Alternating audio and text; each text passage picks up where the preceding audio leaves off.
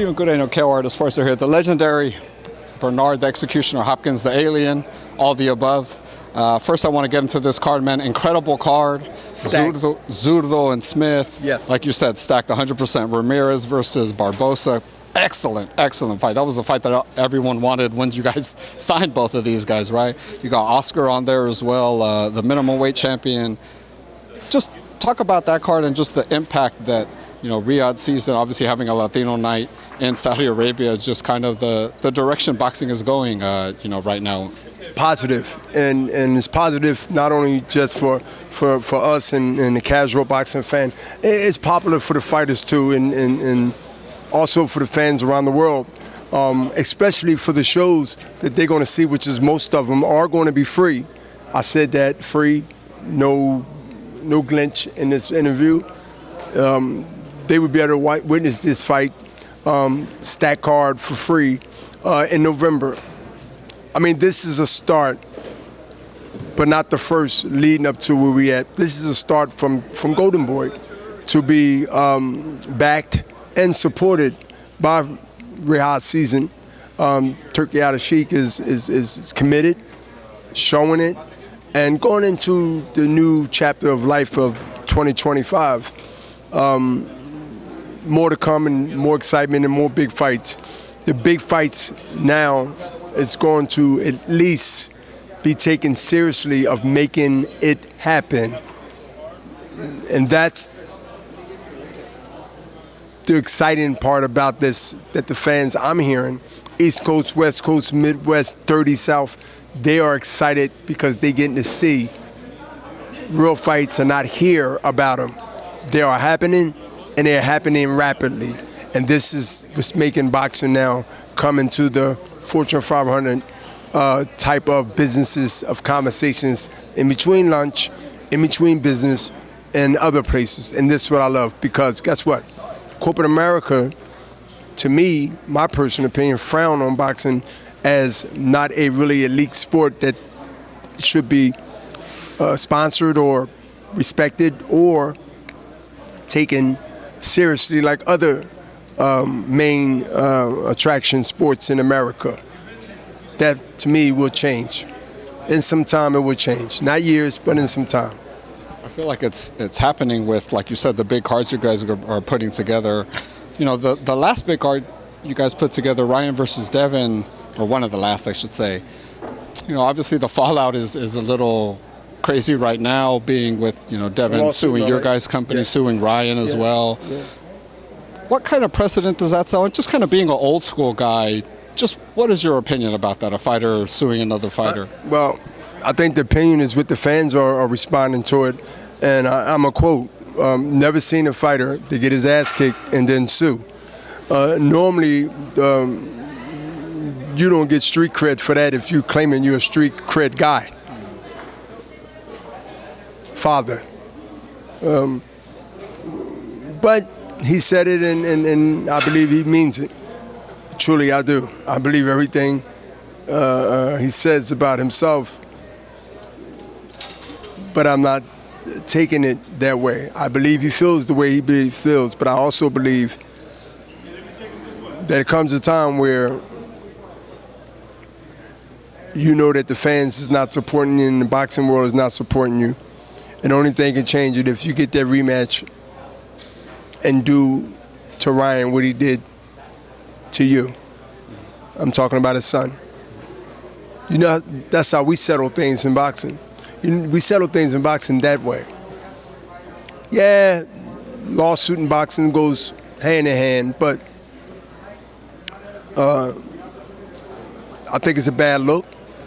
I think if you look at the response from either side based on fan base, I know what I'm reading, I know what I'm hearing, I know what you're reading, I know what you're hearing. Don't even got to comment on it. You're reading the same thing I'm reading.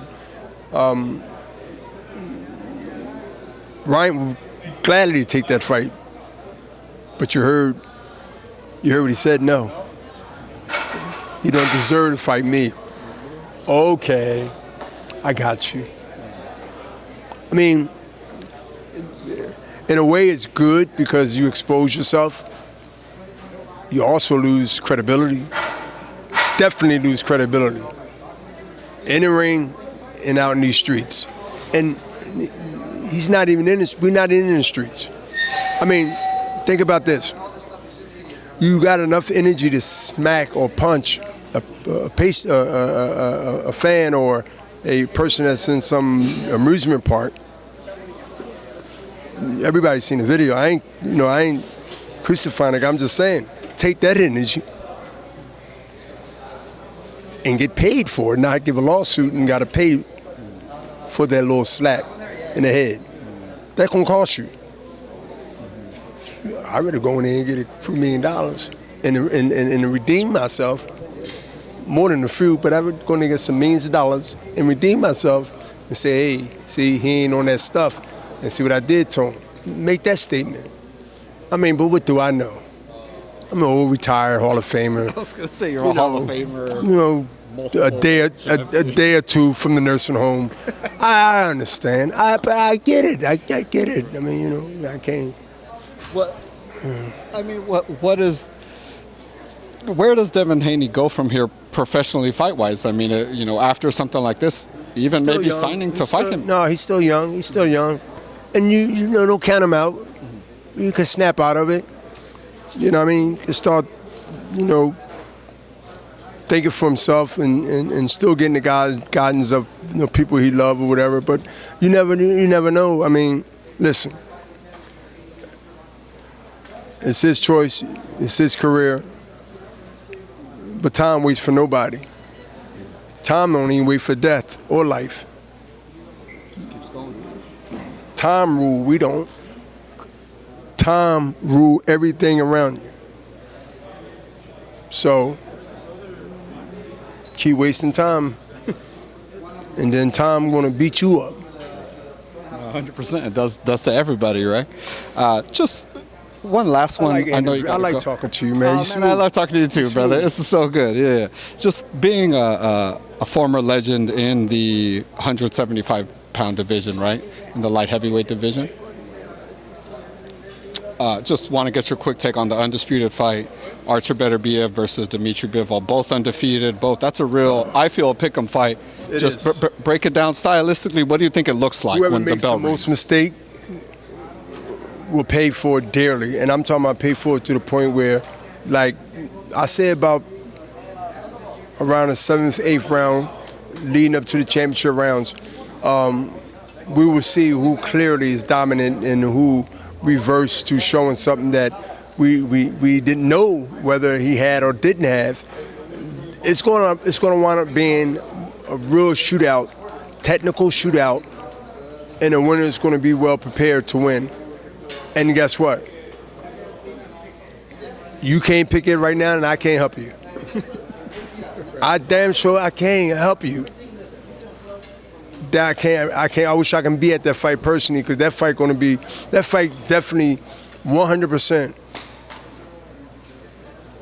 probably gonna be the fight of the year, and it ain't even happened yet. Watch what I tell you. No, I watch. agree. Watch what I tell you. You know, and if it's close, we might get it. I mean, don't judge me, but we might get a threesome. You know, the first fight happened, then the second, then you know you're gonna get a third one. But don't be surprised if this come into one of those, you know, Ray Leonard and what was it, Tommy Hearns, Bird the Rent. Come on, man.